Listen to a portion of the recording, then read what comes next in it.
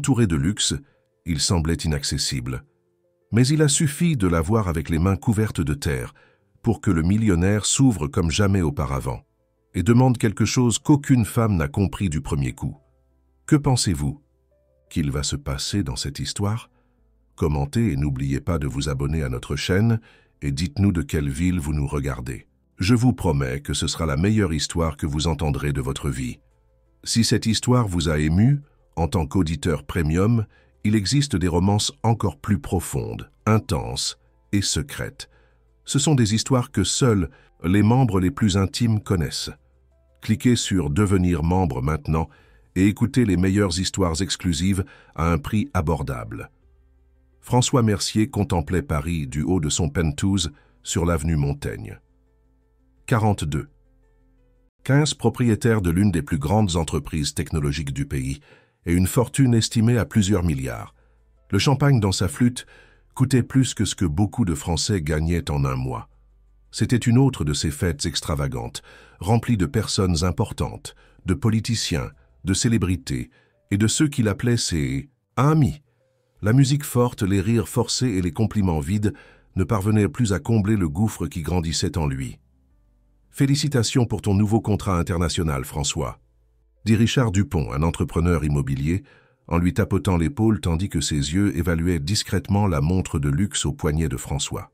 « Merci », répondit-il automatiquement, avec un sourire qui n'atteignait pas ses « queues ». François observait la dynamique de la fête comme s'il regardait un film. Tous voulaient être quelque chose de lui. Un investissement, un partenariat, une photo pour les réseaux sociaux, un moyen d'atteindre son niveau de richesse. Quand était la dernière fois que quelqu'un s'était approché simplement pour sa compagnie? Peut-être jamais. Son téléphone vibra. C'était une notification d'un virement bancaire réalisé avec succès. Encore plus d'argent. Il rangea l'appareil et marcha jusqu'à la terrasse. En bas, les lumières de la ville clignotaient comme des étoiles tombées. Paris ne dormait jamais, tout comme lui. « Tu vas te cacher ici dehors toute la nuit ?» demanda Camille, son ex-petite amie, qui fréquentait encore ses fêtes. Elle s'approcha, sa robe rouge contrastant avec sa peau bronzée artificiellement, son parfum coûteux envahissant l'espace entre eux. « J'ai juste besoin d'un moment, » répondit François. « Tu es étrange ces derniers temps. C'est un problème avec l'entreprise. » « Non, l'entreprise n'a jamais été aussi florissante. »« Alors quel est le problème ?» François hésita. Comment expliquer le vide à quelqu'un qui croyait que le bonheur pouvait s'acheter? « Parfois, je pense, nous n'avons pas besoin de tant de luxe, tu sais. Nous avons juste besoin de quelqu'un qui ose nous toucher avec des vacances aux doigts. » Camille rit, comme s'il avait raconté une blague. « Des vacances aux doigts. Tu lis ces livres de développement personnel bon marché? Ou tu as trop bu ?» Elle toucha son bras, un contact calculé, comme tous les autres qu'il recevait. « Viens, les bonnettes viennent d'arriver et veulent parler de ce projet à Cannes. » Il la suivit de retour à la fête, mais les mots qu'il avait prononcés restaient avec lui. D'où venait-il? C'était une phrase que son grand-père avait l'habitude de dire, avant que la vie de François ne se transforme en une succession d'acquisitions et de fusions d'entreprises. Le lendemain matin, le penthouse était à nouveau silencieux. Le personnel nettoyait les vestiges de la fête, tandis que François prenait son café sur la terrasse. Les manchettes économiques louaient sa plus récente conquête, l'acquisition d'une start-up prometteuse de Marseille. Son visage ornait les magazines d'affaires. Le Midas de la technologie française, l'appelait-on. Tout ce qu'il touchait se transformait en or. Mais l'or ne réchauffait pas son cœur durant les nuits froides. Marie, son assistante personnelle, depuis plus de 10 ans, entra avec son agenda du jour. « Bonjour, monsieur Mercier. À 10 heures, vous avez la visioconférence avec les investisseurs chinois. À midi, déjeuner avec le secrétaire à l'innovation. À 15 heures, la réunion du conseil et... » « Marie, interrompit François, depuis combien de temps travailles-tu pour moi? » Elle sembla confuse par la question. « 10 ans et 7 mois, monsieur. »« Et... tu me connais vraiment ?» Marie ajusta ses lunettes, mal à l'aise. « Je connais votre agenda, vos préférences professionnelles, vos allergies. »« Non, Marie, je t'ai demandé si tu me connaissais, en tant que personne. » Le silence qui suivit fut une réponse suffisante. « Annule mes rendez-vous de cette semaine. Dis que j'ai, je ne sais pas, la grippe. Une pneumonie, n'importe quoi. »« Monsieur, c'est très inhabituel. La réunion avec les Chinois, Charles peut la conduire. Il est vice-président pour une raison. Mais le déjeuner avec le secrétaire, reporte-le, au mois prochain. Marie semblait au bord d'une crise de nerfs. En 10 ans, François n'avait jamais annulé un seul engagement important sans une raison très grave. « Vous allez bien? Voulez-vous que j'appelle un médecin ?» François sourit, ressentant une légèreté qu'il n'avait pas éprouvée depuis des années. « Je vais très bien, Marie, mieux que je ne l'ai été depuis longtemps. J'ai juste besoin de respirer. » Après le départ réticent de son assistante, François alla dans son dressing de la taille d'un appartement. Il ignora les costumes italiens, sur mesure et les chemises en soie.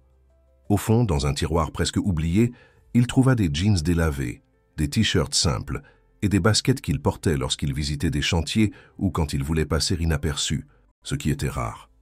Il s'habilla et prit un sac à dos usé qu'il avait acheté lors d'un voyage au Chili, des années auparavant, quand il se permettait encore des aventures. Il y mit quelques vêtements simples, des documents de base et une quantité modeste d'argent. Pas de carte de crédit premium. Rien qui ne l'identifie comme François Mercier, le milliardaire. Avant de partir, il s'arrêta devant le portrait de son grand-père, Antoine Mercier, l'homme qui avait commencé la fortune de la famille, avec une petite boutique d'électronique à Belleville. Son grand-père, malgré son succès, n'avait jamais perdu sa simplicité. Il vivait dans une maison modeste à Montmartre, fréquentait le même café du coin, connaissait le nom de tous ses boysons. Il avait la capacité de faire sentir n'importe qui spécial. « Tu avais raison, papy. Nous n'avons pas besoin de luxe, juste de quelqu'un qui ose nous toucher avec des vacances au doigt. » François quitta le penthouse par l'entrée de service, prit l'ascenseur du personnel jusqu'au garage et au lieu de monter dans l'une de ses 6 Ferrari ou Lamborghini, appela un taxi. « Où allons-nous » demanda le chauffeur. François hésita. Où les gens ordinaires vivaient-ils des vies ordinaires? Où pourraient-ils trouver quelque chose d'authentique à Paris? Vous connaissez Montmartre? Bien sûr, monsieur. Quartier bohème, plein. D'artistes, de cafés, ce genre de choses. Parfait, emmenez-moi là-bas. Tandis que le taxi naviguait dans le trafic chaotique de Paris, François observait la ville comme s'il la voyait pour la première fois. Des gens ordinaires, vivants, des vies ordinaires. Des vendeurs ambulants proposant de l'eau dans des bouteilles réutilisables, des étudiants discutant avec animation aux arrêts de bus, des travailleurs pressés. Le vrai Paris, pas la version filtrée qu'il connaissait des fenêtres de voitures, blindées, et des salles de réunion avec vue panoramique. Le taxi s'arrêta sur une place animée de Montmartre. François paya la course, donna un généreux pourboire et sortit dans l'air de l'après-midi. Il respira profondément. Les odeurs étaient différentes ici. Cafés frais, des cafés artisanaux, nourriture de rue, parfums variés des passants, peintures fraîches des graffitis qui colorèrent les murs. Sans destination précise, il commença à marcher. Il observa un groupe de musiciens jouant sur la place, des gens s'arrêtant pour regarder, certains dansant librement, sans la rigidité des fêtes qu'il fréquentait. Un enfant lui offrit un dépliant. « Monsieur, il y aura un événement communautaire, au centre culturel. C'est gratuit. » François prit le papier coloré. C'était une invitation à un festival d'économie solidaire, avec des ateliers, des échanges de services et des présentations culturelles. En en-tête, en lettres colorées, on pouvait lire « Un autre monde est possible. Réseau Montmartre d'économie solidaire. » Quelque chose dans tout cela attira son attention. Peut-être était-ce l'enthousiasme de l'enfant ou l'idée d'un monde différent du sien. Il glissa le dépliant dans sa poche. Il continua à marcher jusqu'à trouver une petite pension avec une pancarte « Chambre disponible ». Rien de luxueux, mais propre et accueillant. Parfait pour son objectif. « Bonjour », salua-t-il la dame d'âge moyen à la réception. « Ah, je voudrais une chambre, s'il vous plaît. »« Bien sûr, mon petit. Pour combien de temps ?» François sourit. Quand était la dernière fois que quelqu'un l'avait appelé « mon petit » ? Je ne sais pas exactement. Quelques semaines, peut-être ? La dame, qui se présenta comme Madame Jeanne, le regarda avec curiosité. « Vous êtes de passage dans la ville ?»« Pas exactement. Je cherche quelque chose de nouveau. » Madame Jeanne sourit comme si elle comprenait parfaitement. Montmartre est un bon endroit pour trouver des choses nouvelles ou pour se trouver soi-même. Elle lui remit la clé d'une chambre simple au 2e étage avec vue sur un petit jardin intérieur. François paya 1 mois d'avance, en espèces, se présentant simplement, comme Franck, sans nom de famille, sans historique, sans attente. En entrant dans la chambre, François s'assit sur le lit simple, si différent de son king size avec matelas importé. Il sortit le dépliant du festival de sa poche et l'examina. À nouveau. L'événement commencerait le lendemain dans un centre culturel à quelques pâtés de maison. Un autre monde est possible, murmura-t-il pour lui-même. C'était exactement ce qu'il cherchait. Un autre monde, loin des attentes, des apparences, des sourires faux et des contacts calculés. Il ouvrit la fenêtre et le bruit de la rue envahit la chambre. Conversation, rire, musique lointaine, son de vie réelle. Pour la première fois depuis des années, François Mercier sentit qu'il pouvait respirer.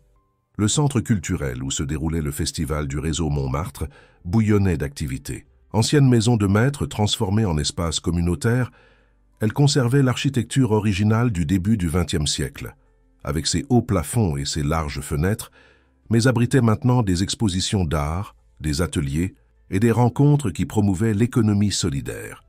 François, vêtu d'un jean, d'un t-shirt blanc simple et de baskets, se fondait parfaitement dans la foule. Sans son costume impeccable et sa montre de luxe, il n'était qu'un visiteur curieux de plus au festival. Il tenait un café acheté à une coopérative de femmes de banlieue, servi dans une tasse en céramique qui devait être rendue à la fin. De l'événement, pas de jetable, expliqua la jeune femme qui l'avait servi. Première fois ici se demanda un homme d'environ 60 ans, aux cheveux grisonnants et au sourire facile, qui s'assit à côté de lui sur l'un des bancs de la cour centrale. « C'est si évident », répondit François, surpris par cette approche spontanée. L'homme rit. « C'est que vous avez ce regard de quelqu'un qui a découvert un univers parallèle. Je m'appelle Sébastien, mais tout le monde m'appelle Seb. »« Franck », se présenta-t-il, encore mal à l'aise à l'idée d'utiliser son vrai nom. « Alors, Franck, qu'est-ce qui vous amène à notre réseau ?»« En fait, j'ai reçu un dépliant hier. Je suis juste en train de découvrir. » Seb acquiesça. « Bienvenue, alors. Ici, nous faisons les choses différemment. Nous croyons que l'économie peut être basée sur la coopération, pas sur la compétition, que le travail peut être source de joie, pas d'exploitation. » François observa l'activité autour de lui. Il y avait des ateliers d'artisanat, un marché, de produits biologiques, un espace où les gens échangeaient des services, cours de guitare contre réparation d'ordinateurs, massage contre cours de langue. Comment parvenez-vous à faire fonctionner tout cela? En termes financiers, je veux dire, demanda-t-il, l'entrepreneur en lui ne résistant pas à la curiosité. Ah, nous avons nos défis, répondit Seb avec un soupir. L'espace est cédé par la mairie, mais a besoin de rénovation. De nombreux projets dépendent de bénévoles. Nous recevons quelques dons, nous avons des partenaires, mais nous avons toujours besoin de plus de ressources pour étendre notre impact. François ressentit un pincement au cœur. D'un seul coup de téléphone, il pourrait transférer plus d'argent que ce réseau n'enverrait probablement en années. Mais ce n'était pas le but de son voyage. Il n'était pas là pour être le sauveur, le milliardaire bienveillant. Il était là pour apprendre, pour ressentir, pour découvrir ce qui était réel. « Vous travaillez dans ce domaine ?»« L'économie solidaire », demanda-t-il à Seb. « Je suis professeur à la retraite. J'ai enseigné l'économie à la Sorbonne pendant 30 ans. Maintenant, je consacre mon temps à montrer qu'il existe des alternatives au modèle actuel. Et vous, que faites-vous dans la vie ?» La question le prit au dépourvu. Que dire? Qu'il était un magnate de la technologie? Que son entreprise valait des milliards? « Je suis en transition, répondit-il finalement. Je travaillais dans la technologie, mais je repense mon chemin. Ce n'était pas exactement un mensonge. Eh bien, vous êtes arrivé au bon endroit. Pour repenser les chemins, dit Seb en se levant. Venez, je vais vous présenter à quelques personnes. François suivit le professeur retraité à travers le festival. Il rencontra des artisans qui créaient de magnifiques pièces à partir de matériaux recyclés, des agriculteurs urbains qui transformaient des terrains abandonnés en jardins communautaires, des programmeurs qui développaient des applications pour faciliter les échanges locaux sans argent. « Et voilà le cœur de notre réseau, » dit Seb, pointant vers un groupe réuni sous un arbre dans le jardin. Claire et son équipe. François suivit la direction indiquée et vit une femme d'environ 35 ans, aux cheveux bouclés attachés en un chignon décontracté, gesticulant avec animation tandis qu'elle parlait à un groupe divers. Elle portait un jean, un t-shirt imprimé avec la phrase « Un autre monde est déjà en train de se produire, et une profusion de bracelets colorés au poignet. « Qui est-elle » demanda-t-il, incapable de détourner le regard. « Claire Leroy, diplômée en travail social, elle a quitté un emploi bien rémunéré. Dans une multinationale pour coordonner des projets sociaux, c'est la principale articulatrice du réseau. Elle réussit à unir des personnes qui n'imaginaient même pas pouvoir travailler ensemble. Un talent rare. Il y avait quelque chose de magnétique en elle. Ce n'était pas une beauté conventionnelle, du genre qui ornait les magazines ou fréquentait ses fêtes. C'était quelque chose de plus profond, une énergie qui semblait attirer les gens autour d'elle, comme des planètes en orbite autour d'un soleil. Elle n'a pas l'air fatiguée, commenta François, observant comment Claire passait d'une conversation à l'autre avec le même enthousiasme. Seb rit. « Oh, elle s'épuise, croyez-moi. Mais c'est le genre de fatigue qui en vaut la peine, comprenez, différente de cette fatigue vide de celui qui travaille sans but. » François comprit parfaitement. Il connaissait bien la fatigue vide. « Vous devriez lui parler, » suggéra Seb. « Nous avons toujours besoin de personnes qui comprennent la technologie. Nous avons plusieurs projets qui pourraient bénéficier de connaissances techniques. » Avant que François ne puisse répondre, ils furent interrompus par une jeune femme qui avait besoin de l'aide de Seb dans l'un des ateliers. Le professeur prit congé, laissant François avec ses pensées. Il continua d'observer Claire de loin, rassemblant le courage de s'approcher. Il y avait quelque chose d'intimidant dans son authenticité. Elle semblait si à l'aise dans sa propre peau, si sûre de son but, tandis que François passait sa vie à essayer de prouver sa valeur à travers des acquisitions et des chiffres sur un compte bancaire. Elle semblait trouver de la valeur dans l'impact qu'elle créait, dans les relations qu'elle construisait. Finalement, quand le groupe autour d'elle se dispersa, François respira profondément et marcha dans sa direction. Claire organisait quelques papiers quand elle remarqua son approche. « Salut, première fois au festival ?» demanda-t-elle avec un sourire chaleureux, le même qu'elle offrait probablement à tous. « C'est si évident ?» répondit François, répétant la même phrase qu'il avait utilisée avec Seb. Claire rit. « Un peu. Vous avez ce regard de quelqu'un qui découvre qu'il existe une vie intelligente en dehors de la bulle capitaliste. » François ne put s'empêcher de sourire. « Coupable, je m'appelle Franck. » Claire. « Bienvenue dans notre réseau, Franck. Qu'est-ce qui vous a amené jusqu'à nous ?» Il y avait une sincérité dans sa question qui le désarma complètement. Elle voulait vraiment savoir. Elle n'était pas simplement polie. « Je cherche quelque chose de différent, » répondit-il, se surprenant lui-même par son honnêteté. Quelque chose de plus réel.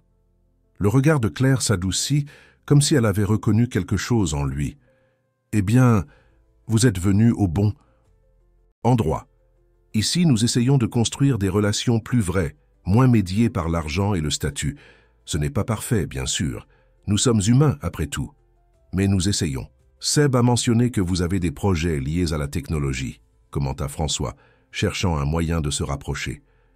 Les yeux de Claire s'illuminèrent. « Oui, nous en avons plusieurs. Nous essayons de créer une plateforme qui connecte les petits producteurs locaux directement aux consommateurs, sans intermédiaire, et une application pour faciliter les échanges de services dans la communauté. Mais notre programmeur principal a trouvé un emploi à temps plein et maintenant, nous sommes un peu au point mort. Vous comprenez la technologie ? » « Un peu, » répondit François dans l'un des plus grands euphémismes de sa vie. « J'ai travaillé dans ce domaine pendant quelques années.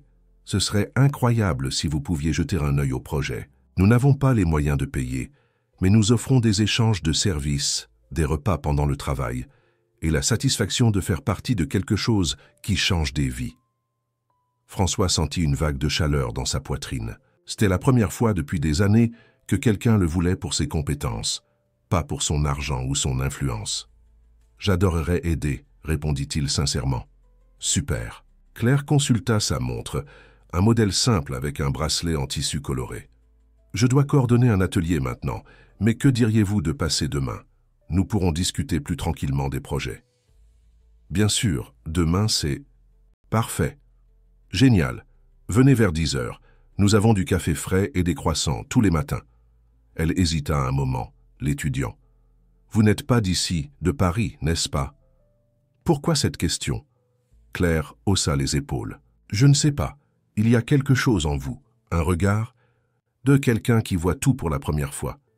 Je suis né ici, répondit François, techniquement vrai, mais j'ai passé beaucoup de temps dans un autre monde. Bienvenue de retour alors, dit-elle, avec un sourire qui semblait illuminer tout le jardin. Maintenant, je dois y aller, mais on se voit demain.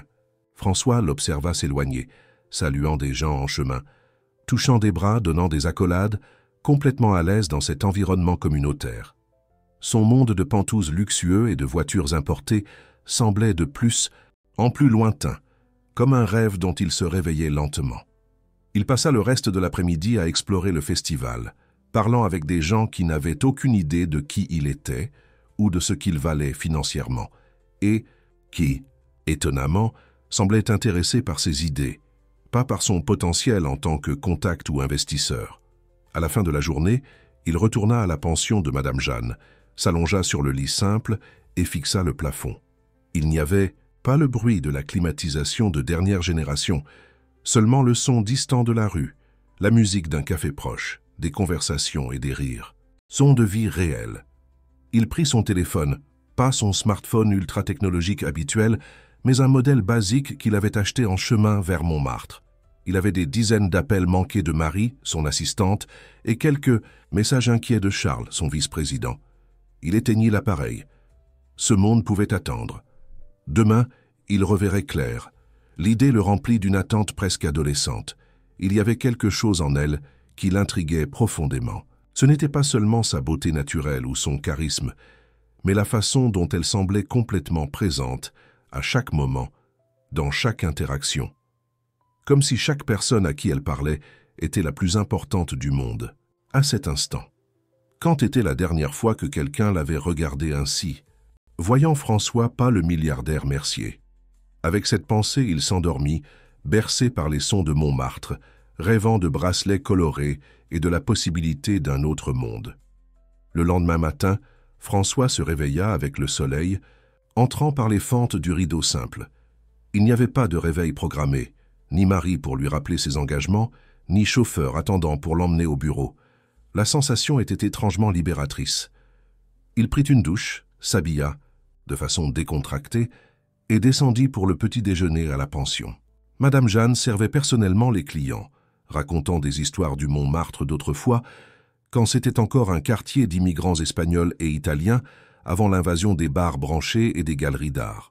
« Vous retournez ?»« Au festival aujourd'hui » demanda-t-elle en lui servant un café fort. « Oui, je dois rencontrer la coordinatrice du réseau. Il semble qu'ils aient quelques projets technologiques qui ont besoin d'aide. » Madame Jeanne sourit. « Ah, ce doit être Claire. Une jeune femme extraordinaire. Elle a déjà aidé beaucoup de gens dans le quartier. Vous connaissez Jean de la boulangerie? Son fils était impliqué dans de mauvaises affaires et elle a réussi à ramener le garçon sur le droit chemin, lui a trouvé une formation technique. Aujourd'hui, il travaille dans l'informatique. » François réalisa que Claire n'était pas seulement une coordinatrice de projet, elle faisait partie intégrante de cette communauté, quelqu'un que les gens respectaient et vers qui ils se tournaient. Vous la connaissez bien? Tout le monde connaît Claire ici. Elle a grandi à Montmartre, fille de professeur Cécile, qui enseignait à l'école municipale. Sa mère nous a quittés il y a environ 5 ans, problème cardiaque. Ce fut un coup dur pour la petite, elle, était très proche. François absorba l'information. Claire avait perdu sa mère. Ce genre de douleur, il le connaissait bien. Ses parents avaient disparu dans un accident d'hélicoptère quand il n'avait que 15 ans, le laissant aux soins de son grand-père. Après le café, il remercia Madame Jeanne et sortit dans la rue ensoleillée. Le centre culturel était à environ 10 minutes à pied. Marcher dans ces rues était une expérience complètement différente de celle d'être transporté d'un endroit à l'autre dans des voitures blindées. Il y avait de la vie, des couleurs, des odeurs, pas toutes agréables, mais réelles. Arrivant à la maison de maître, il trouva l'ambiance beaucoup plus calme que la veille. Sans le festival, seules quelques personnes travaillaient dans différentes salles. Il suivit l'arôme du café frais jusqu'à une cuisine communautaire à l'arrière, où il trouva Claire discutant joyeusement avec une dame qui préparait ce qui semblait être une énorme quantité de croissants. « Franck, vous êtes vraiment venu !» s'exclama Claire en le voyant, comme si sa présence était une agréable surprise. « Madame Françoise, voici Franck. Il va nous aider avec les projets technologiques. » La dame sourit, révélant des dents blanches parfaites qui contrastaient avec sa peau noire marquée par le temps. « Bienvenue, mon petit. Un café ?»« S'il vous plaît, » répondit François, se sentant immédiatement accueilli. « Madame Françoise coordonne notre cuisine communautaire, » expliqua Claire. « Elle enseigne la cuisine aux jeunes de banlieue et prépare aussi les repas pour nos événements et pour ceux qui travaillent ici. »« La nourriture est ma façon de changer le monde, » dit Madame Françoise, servant un café à François dans une tasse colorée. Personne ne peut penser à la révolution l'estomac vide, n'est-ce pas? François sourit, prenant un croissant encore chaud. En mordant dedans, il ferma involontairement les yeux. C'était peut-être le meilleur qu'il avait jamais goûté, bien supérieur à ceux servis dans les hôtels 5 étoiles. Incroyable, n'est-ce pas? Commenta Claire, observant sa réaction. Madame Françoise a des vacances au doigt. La phrase fit légèrement s'étouffer François avec son café. Comment avez-vous dit? Des vacances au doigt, répéta Claire, le regardant avec curiosité. C'est une expression que ma mère utilisait. Cela signifie quelqu'un qui a une touche spéciale, qui transforme des choses simples en expériences extraordinaires. Comme si chaque fois que cette personne vous touchait, vous ressentiez cette sensation de liberté et de plaisir que seules les vacances apportent. Pourquoi la surprise? Mon grand-père utilisait cette même expression, répondit François, une sensation étrange parcourant son corps. Ce n'est pas commun d'entendre cela. Votre mère était professeure Cécile? Demanda Madame Françoise, apportant plus de croissants à la table. Oui, répondit Claire, avec un sourire mélancolique. Vous l'avez connue. Qui ne connaissait pas Madame Cécile? Elle a enseigné à mes petits-enfants. Une femme sage, avec des vacances au doigt aussi. Les deux femmes rirent, partageant le souvenir, tandis que François observait, se sentant étrangement connecté à quelque chose de plus grand que lui-même. Était-ce une coïncidence que son grand-père et la mère de Claire utilisent la même expression inhabituelle?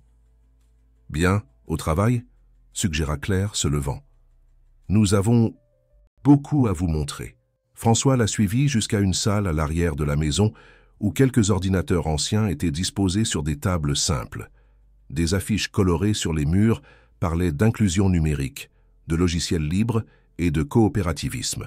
« Voici notre laboratoire de technologie sociale », expliqua Claire. « Ce n'est pas grand-chose, mais nous faisons des miracles avec ce que nous avons. » Elle lui montra les projets en développement, la plateforme pour connecter les producteurs locaux aux consommateurs encore en phase de prototype, l'application d'échange de services qui était partiellement fonctionnelle mais avait besoin d'amélioration, et un troisième projet, une carte collaborative de l'économie solidaire de la ville, qui avait à peine commencé.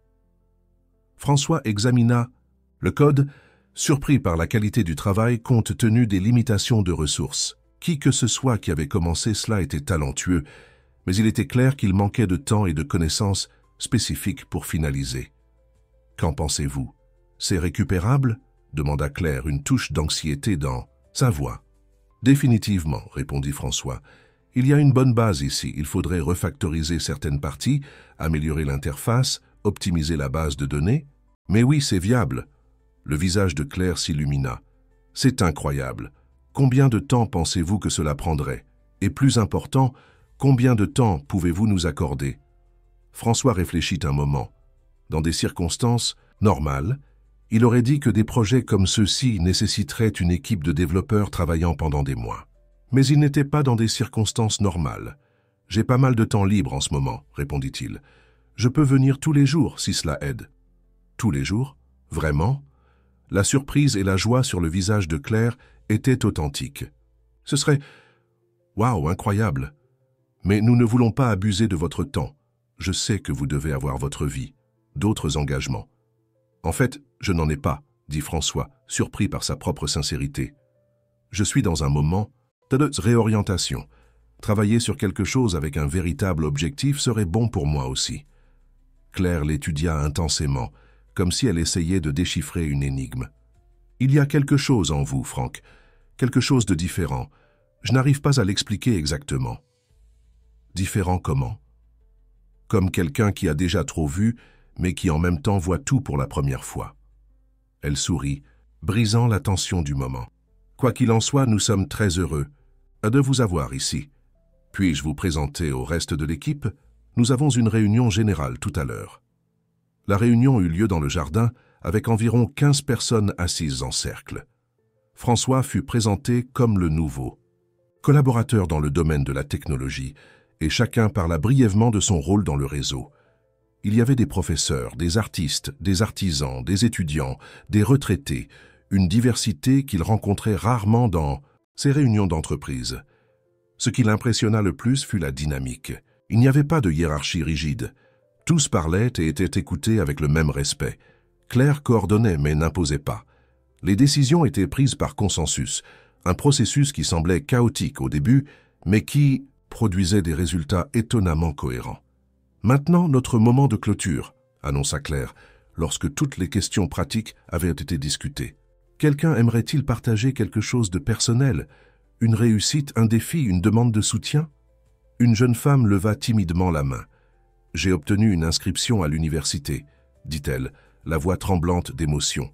« Je suis la première de ma famille à accéder à l'enseignement supérieur. » Le cercle explosa en applaudissements et félicitations. Quelqu'un commença à chanter « Joyeux anniversaire » et tous se joignirent à lui. La jeune femme pleurait et riait en même temps. François observait, fasciné.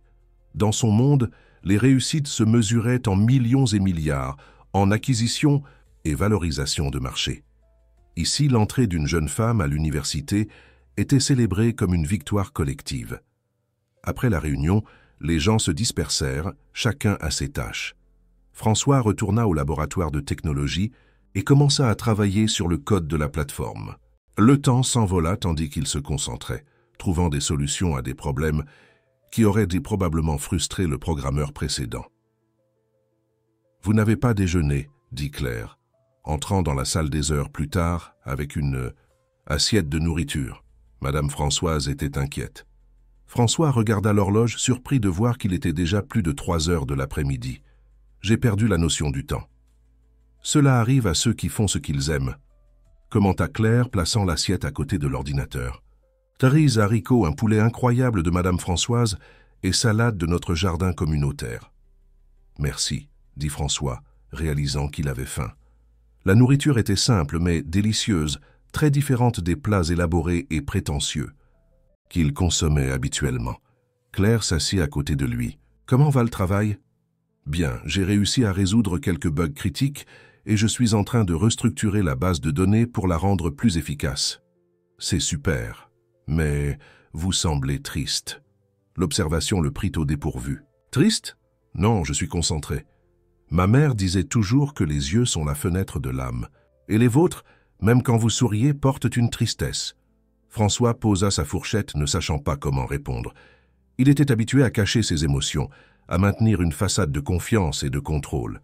« Désolé, » dit Claire, remarquant son inconfort. « Parfois, j'oublie que tout le monde n'est pas habitué à mon manque de filtre. »« Non, c'est bon, » répondit François. « C'est juste que personne ne remarque habituellement ces choses en moi. » Claire sourit, gentiment. « Peut-être parce que personne ne vous regarde vraiment. Pas pour ce que vous pouvez offrir, mais pour qui vous êtes. » Quelque chose en lui se brisa avec ces mots. C'était exactement ça, dans son monde. Il était vu comme une ressource, une connexion, un actif. Jamais comme un être humain avec des insécurités, des peurs et des désirs. « Mon grand-père nous a quittés quand j'avais 17 ans, » révéla-t-il, surpris par sa propre envie de partager. « Mes parents étaient déjà partis quand j'avais 15 ans. Grand-père était tout ce que j'avais. »« Je suis désolé, » dit Claire, touchant doucement son bras. « Ça a dû être très difficile. » Le toucher fut bref, mais envoya un courant électrique à travers le corps de François. Il y avait quelque chose en lui qui était différent de tous les autres contacts qu'il recevait. Des mains qui cherchèrent des faveurs, des accolades qui voulèrent la proximité de son pouvoir, des baisers qui visaient sa fortune. Le toucher de Claire était pur, une connexion humaine authentique. Ça l'était, admit-il. Après cela, je me suis plongé dans le travail. J'ai construit quelque chose de significatif, en termes professionnels. Mais j'ai récemment réalisé que je suis entouré de gens et pourtant complètement seul. Claire acquiesça, comprenant. Il est possible d'être au milieu de la foule et de se sentir dans le désert. Je sais ce que c'est. Vous vous sentez aussi comme ça? Parfois, après le départ de ma mère, Je me suis plongé dans le travail social comme vous dans le vôtre. La différence est que j'ai trouvé une vraie communauté ici. Des personnes qui se soucient les unes des autres, non pas pour ce qu'elles peuvent obtenir, mais simplement parce que nous sommes des humains partageant ce voyage. Comment avez-vous fait cela? Trouver ces personnes? Claire sourit. Je ne les ai pas trouvées, je les ai créées, ou plutôt co-créées, avec d'autres qui cherchaient aussi des connexions authentiques. C'est ce que nous faisons ici. Construire non seulement des projets, mais des relations, une nouvelle façon d'être dans le monde. François sentit quelque chose s'agiter en lui. Était-ce ce qu'il cherchait quand il avait quitté son penthouse? Non seulement fuir la solitude, mais activement construire quelque chose de différent. Je pense que c'est pour ça que je suis ici, admit-il. Bienvenue au club des chercheurs alors, dit Claire se levant. Maintenant je dois courir à une réunion à la mairie. Sentez-vous libre de continuer à travailler ou de revenir demain, si vous préférez. Je vais rester un peu plus, répondit François. Je suis prêt de résoudre un problème important. Parfait. Et Franck, elle hésita à la porte. Merci d'avoir partagé. La vulnérabilité est le chemin le plus rapide, vers des connexions véritables. Quand Claire sortit, François retourna au code, mais ses pensées continuaient sur la conversation.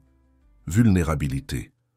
Dans son monde, ce mot était synonyme de faiblesse, quelque chose à éviter à tout prix. Mais ici, il semblait être valorisé, même célébré, et se toucher sur son bras, si simple, si bref, mais il y avait quelque chose en lui qui l'avait fait se sentir plus vivant que toutes les nuits de plaisir physique qu'il avait jamais expérimentées. Des vacances aux doigts, pensa-t-il, souriant à lui-même. C'était peut-être ce que son grand-père voulait dire. Un toucher qui vous libère, qui vous fait vous sentir présent et léger, comme en vacances. Un toucher qui vous éveille à ce qui compte vraiment. 2 semaines passèrent et François s'intégra complètement à la routine du réseau Montmartre. Tous les jours, il se réveillait tôt à la pension de Madame Jeanne, prenait son petit déjeuner en écoutant les histoires du quartier et se rendait au centre culturel, où il passait des heures à travailler sur les projets technologiques, déjeunait avec l'équipe et participait aux réunions et activités communautaires. La plateforme pour connecter les producteurs locaux aux consommateurs était presque prête pour le lancement. L'application d'échange de services avait été complètement repensée et fonctionnait maintenant de manière fluide. La carte collaborative de l'économie solidaire commençait à prendre forme. François travaillait avec une dévotion qui le surprenait lui-même. « Vous êtes un génie », dit Claire un après-midi observant les progrès du travail. « Sérieusement, je n'ai jamais vu quelqu'un résoudre des problèmes techniques aussi rapidement. » François sourit, sans lever les yeux de l'ordinateur. « J'ai de l'expérience, c'est tout. » « Ce n'est pas que ça, » insista Claire, s'asseyant à côté de lui. « Vous vous souciez vraiment. On peut le voir dans la façon dont vous pensez aux besoins des utilisateurs, comment vous vous préoccupez de rendre tout accessible aux personnes avec différents niveaux de connaissances technologiques. » Il la regarda enfin, ressentant cette chaleur maintenant familière dans sa poitrine. Ces dernières semaines, Claire était devenue une présence constante dans ses pensées. Il observait la façon dont elle interagissait avec les gens, comment elle résolvait les conflits, comment elle trouvait toujours une solution créative à des problèmes apparemment insurmontables. « J'ai beaucoup appris ici, » admit-il. « Sur la technologie, oui, mais surtout sur les gens, sur ce qui compte vraiment. » Claire l'étudia un moment. « Vous avez changé depuis votre arrivée. Vous semblez plus présent. »« Je me sens plus présent, » acquiesça François. « Comme si je vivais enfin pas seulement existant. » Un silence confortable s'établit entre eux. C'était l'une des choses qu'il appréciait le plus chez Claire. Elle ne ressentait pas le besoin de remplir chaque moment avec des mots. « J'ai quelque chose à vous montrer, » dit-elle finalement. « Ce n'est rien de spectaculaire, mais j'ai pensé à vous quand je l'ai trouvé. » Claire ouvrit son sac et en sortit un vieux livre, à la couverture usée. « J'organisais quelques cartons de ma mère ce week-end et j'ai trouvé ceci. » François prit délicatement le livre. C'était une ancienne édition du Petit Prince d'Antoine de Saint-Exupéry. « Ouvrez », encouragea Claire. Sur la première page, une dédicace manuscrite. « Pour Cécile, parce que tu as des vacances. Au doigt et voix avec le cœur, avec affection, Antoine. » Le cœur de François s'accéléra. « Antoine, oui, apparemment c'était un ami de ma mère. Elle n'a jamais beaucoup Parler de lui, mais il devait être quelqu'un de spécial, vu le ton de la dédicace. François sentit ses mains trembler légèrement. Antoine était le prénom de mon grand-père. Les yeux de Claire s'écarquillèrent. Vraiment? Quelle coïncidence! Pensez-vous que ce pourrait être le même Antoine? Je ne sais pas. François examina l'écriture. C'était incontestablement celle de son grand-père. Les lettres arrondies, la façon dont il faisait les courbes du A majuscule. Quand votre mère était jeune, où habitait-elle? Ici même à Montmartre. Elle a grandi dans ce quartier, tout comme moi. Mon grand-père avait une boutique d'électronique à Belleville, mais vivait à Montmartre. Je ne sais pas s'il aurait eu des connexions avec Montmartre dans les années 80 ou 90. Eh bien, ma mère enseignait dans plusieurs écoles de la ville, avant de se fixer dans la municipale d'ici. Peut-être se sont-ils rencontrés ainsi. François considéra la possibilité. C'était trop étrange pour être juste une coïncidence. La même expression inhabituelle, l'écriture de son grand-père, la connexion inexplicable qu'il ressentait avec Claire depuis le premier moment. « J'ai quelques affaires de mon grand-père conservées, dit-il. Peut-être y a-t-il un indice là-bas. Vous pourriez vérifier, suggéra Claire. Ce serait incroyable de découvrir que nos familles ont une histoire commune, vous ne pensez pas? Plus qu'elle ne pourrait l'imaginer, pensa François. L'idée que son grand-père, l'homme qu'il admirait le plus au monde, aurait pu connaître la mère de Claire, créait une étrange sensation de destin. « Je vérifierai, promit-il. Ce soir-là, après avoir dit au revoir à Claire, François ne retourna pas à la pension. Au lieu de cela, il prit un taxi jusqu'à son penthouse sur l'avenue Montaigne. Pendant les 2 semaines d'absence, Marie avait organisé une recherche discrète de son paradis, mais avait respecté sa demande de confidentialité et géré les affaires avec compétence, comme il le vérifiait occasionnellement sur son téléphone. Basique. En entrant dans l'appartement, la sensation fut étrange. Ce qui lui semblait auparavant le summum du luxe et du confort semblait maintenant froid et impersonnel. Il n'y avait pas l'odeur du café de Madame Jeanne, ni le son des conversations animées du centre culturel, ni l'énergie vibrante que Claire irradiait.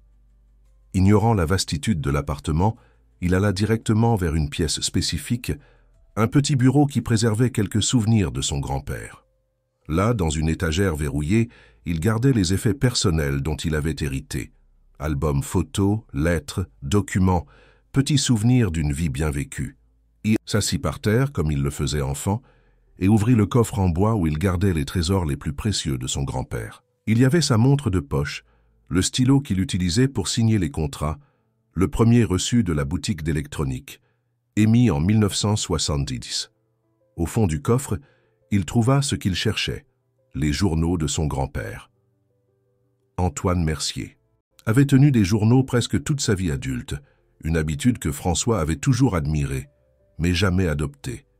Il y avait au moins 20 carnets reliés en cuir, chacun couvrant approximativement une année. Il ne savait pas exactement ce qu'il cherchait ou dans quelle période, mais si la mère de Claire, Cécile, avait vraiment été amie avec son grand-père, il devrait y avoir une trace. Il commença par les carnets des années 80, quand son grand-père aurait été dans la quarantaine, déjà établi dans les affaires, mais encore loin de l'empire qu'il construirait éventuellement. Dans les premières heures de lecture, il ne trouva rien de pertinent. Antoine écrivait sur l'expansion de la boutique, sur les défis avec les fournisseurs, sur les préoccupations concernant l'inflation galopante en France à cette époque. Il y avait aussi des entrées plus personnelles sur l'éducation de son fils unique, le père de François, et des observations sur la vie à Paris. Presque sur le point d'abandonner, François prit un carnet de 1985 et commença à le feuilleter distraitement. C'est alors qu'un nom sauta à ses yeux, Cécile. « J'ai rencontré une professeure extraordinaire aujourd'hui », disait l'entrée du 12 mars 1985. « Cécile Leroy, elle enseigne la littérature à l'école où je suis allé parler d'entrepreneuriat. Elle a une manière unique de captiver les gens, de les faire se sentir importants. Nous avons parlé pendant des heures après la conférence. Elle a des vacances aux doigts. Tout ce qu'elle touche prend vie, couleur, signification. » Le cœur de François s'accéléra. C'était elle. La mère de Claire avait vraiment connu son grand-père. Il continua à lire maintenant avec une avidité renouvelée. Dans les semaines suivantes, Antoine mentionnait Cécile avec une fréquence croissante. Ils se rencontrèrent pour un café, discutaient de littérature, de politique, de philosophie. Son grand-père, normalement si concentré sur les affaires, semblait avoir trouvé en Cécile une interlocutrice qui le défiait intellectuellement. « Cécile m'a présenté à la communauté de Montmartre aujourd'hui », disait une entrée d'avril. « Un monde complètement différent du mien. Artiste, enseignant, personne qui valorise les idées au-dessus des possessions. Nous avons discuté de coopérativisme et de formes alternatives d'économie. Je confesse que je suis entré sceptique, mais en suis sorti pensif. Il y a quelque chose de sincère dans leur façon de vivre, de se rapporter les uns aux autres. » François sourit, reconnaissant le même impact que Montmartre et le réseau Montmartre avaient eu sur lui des décennies plus tard. Au fur et à mesure qu'il avançait dans le journal, il percevait une transformation dans le ton des entrées. Son grand-père semblait de plus en plus captivé non seulement par les idées qu'il discutait avec Cécile, mais par la femme elle-même. « Aujourd'hui, j'ai donné à Cécile une édition spéciale du Petit Prince », disait l'entrée du 20 juin. « C'est son livre préféré, et le mien aussi. Je l'ai trouvé dans une librairie ancienne du centre. J'ai écrit une dédicace qui exprime ce que je ressens sans trop en dire. Elle a un engagement avec quelqu'un, et je respecte cela. Mais je ne peux nier que j'ai trouvé en elle quelque chose que j'ai cherché toute ma vie. Quelqu'un qui me voit au-delà des apparences, au-delà de l'argent. Quelqu'un avec des vacances aux doigts. » Alors c'était ça, son grand-père. Était tombé amoureux de la mère de Claire, mais elle était engagée avec quelqu'un d'autre, probablement le père de Claire. La phrase « vacances aux doigts » n'était pas une coïncidence. C'était une connexion directe entre son grand-père et la famille de Claire. Il continua à lire, découvrant que l'amitié entre Antoine et Cécile avait persisté pendant des années, même après qu'elle se soit mariée et ait eu une fille, Claire. « J'ai rencontré la petite Claire aujourd'hui », disait une entrée de 1990. Elle n'a que quelques mois, mais on peut déjà voir en elle la vivacité de sa mère. Cécile est radieuse, malgré les difficultés financières qu'elle et son mari affrontent. J'ai offert de l'aide, comme toujours. Et comme toujours, elle a gentiment refusé. « L'argent n'est pas tout, Antoine », a-t-elle dit. Claire a de l'amour, a une communauté, a un monde de possibilités devant elle. Cette femme m'enseigne plus sur la vraie richesse que tous les banquiers que j'ai jamais rencontrés. François sentit des larmes se former. Son grand-père avait connu Claire quand elle n'était qu'un bébé. Il y avait une connexion entre eux qui transcendait le hasard. Les mentions de Cécile et Claire continuaient sporadiquement dans les journaux suivants. Antoine avait clairement maintenu l'amitié avec Cécile au fil des ans, même lorsque sa propre vie avait traversé des transformations, l'expansion des affaires, la croissance de la fortune, la perte de son fils et de sa belle-fille dans l'accident d'hélicoptère, la responsabilité d'élever son petit-fils adolescent. La dernière mention significative qu'il trouva datait de 1999, quelques années avant la mort de son grand-père. « J'ai visité Cécile à Montmartre aujourd'hui. Claire est une jeune fille incroyable. À 9 ans, elle démontre déjà la même passion que sa mère pour la justice sociale. Elle parle déjà de changer le monde, de construire une société plus égalitaire. Cécile sourit, fière, tandis que sa fille explique ses plans ambitieux pour l'avenir. « Elle a des vacances aux doigts, tout comme toi, m'a-t-elle dit.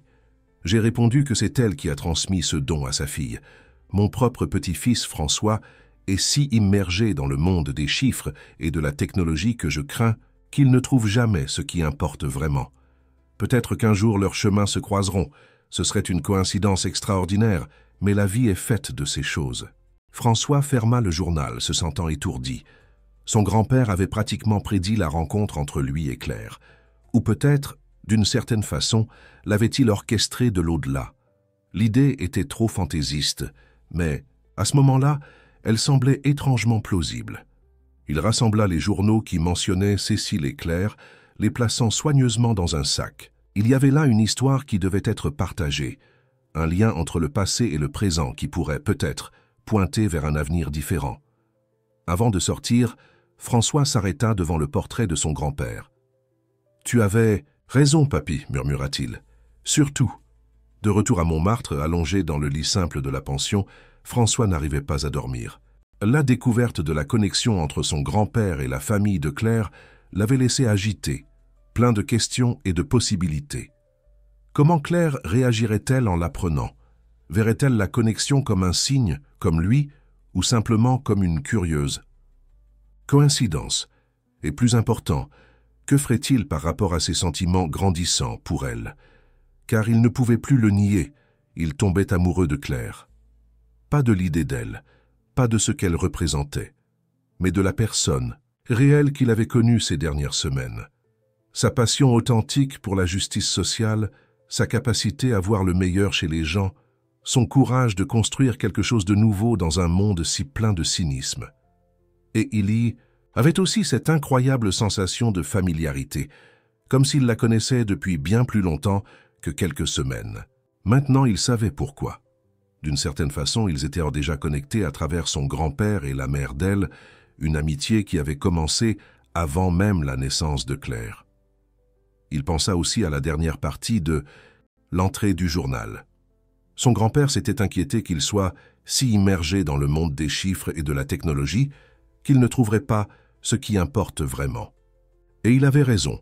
François avait passé des décennies à construire un empire technologique, accumulant une fortune, mais perdant de vue les connexions humaines authentiques.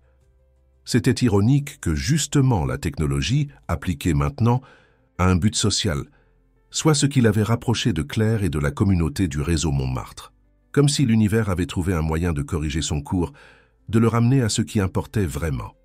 Avec ces pensées, François s'endormit finalement, rêvant de son grand-père, de Cécile, une femme qu'il n'avait jamais connue, mais qui d'une certaine façon avait influencé sa vie, et de Claire, la femme qui réécrivait son avenir. Le lendemain matin, François arriva au centre culturel plus tôt que d'habitude, portant avec lui les journaux de son grand-père. La découverte de la connexion entre Antoine Mercier et Cécile Leroy avait tout changé. Ce n'était pas seulement une coïncidence ou un caprice du destin. Il y avait une histoire réelle liant sa vie à celle de Claire, un lien qui transcendait leur rencontre fortuite. Il trouva la maison encore silencieuse, avec seulement Madame Françoise dans la cuisine communautaire, préparant le petit déjeuner. « Vous êtes matinal aujourd'hui, mon petit ?» demanda-t-elle, tandis qu'elle pétrissait la pâte à croissant avec des mains expertes. « Je n'ai pas beaucoup dormi, » admit François. « J'ai découvert des choses sur ma famille qui m'ont laissé agiter. Des bonnes ou des mauvaises choses? »« Surprenantes, » répondit-il, l'aidant à préparer la table. « Où est Claire? Elle est partie au bord de mer hier soir. La mairie de Nice s'intéresse à reproduire notre modèle d'économie solidaire. Et elle est allée présenter le projet. Elle revient demain. » François ressentit une pointe de déception. Il avait prévu de montrer les journaux à Claire immédiatement, impatient de partager sa découverte. « Nice? C'est intéressant. » Madame Françoise l'observa avec un sourire perspicace. « Vous pourriez la rejoindre là-bas, vous savez. La réunion est ce matin, mais elle restera jusqu'à demain pour visiter quelques coopératives locales. » L'idée commença à se former dans l'esprit de François. Nice se trouvait à un peu plus de 5 heures de Paris. Il pourrait prendre un train ou louer une voiture. Où est-elle hébergée exactement? À la pension de Madame Martine, près de la plage. N'importe quel chauffeur de taxi local. Connaît. François la remercia et sortit rapidement, passant à la pension seulement pour prendre quelques affaires et informer Madame Jeanne qu'il reviendrait le lendemain. Une heure plus tard, il était à la gare, embarquant dans un TGV pour Nice. Le voyage à travers la campagne française révéla une France que François voyait rarement. Les vignobles luxuriants de la Bourgogne, les petites communautés au bord des routes, les travailleurs rentrant chez eux. C'était un contraste fascinant avec le Paris de béton et de verre, un rappel de la diversité et de la beauté du pays qu'il avait si longtemps ignoré dans sa bulle de privilèges. Arrivant à Nice, il respira l'air salé du littoral. La ville côtière avait son propre rythme, plus lent que la capitale, mais toujours vibrant de vie. Il demanda à un chauffeur de taxi local la pension de Madame Martine et fut conduit à une construction charmante à 2 pâtés de maison, de la plage avec des balcons fleuris et une enseigne discrète. La réceptionniste l'informa que Claire était sortie pour la réunion à la mairie, mais qu'elle devrait revenir en fin d'après-midi. François décida de ne pas laisser de message. Il voulait la surprendre. Il réserva une chambre simple dans la même pension et sortit explorer la ville. Il marcha le long de la promenade des Anglais, observant les familles qui profitaient de la journée ensoleillée. les enfants construisant des châteaux de sable, les personnes âgées jouant aux boules sous des parasols colorés. La simplicité de ces scènes le toucha profondément. Pourquoi avait-il passé tant de temps à poursuivre l'extraordinaire alors que la véritable beauté résidait dans les expériences les plus ordinaires? Dans un kiosque au bord de la mer, il commanda un pastis et s'assit pour contempler la Méditerranée. Le balancement des vagues avait un effet presque hypnotique, l'aidant à organiser ses pensées. Que dirait-il à Claire? Comment expliquerait-il non seulement la connexion entre leurs familles, mais aussi ses sentiments grandissants pour elle?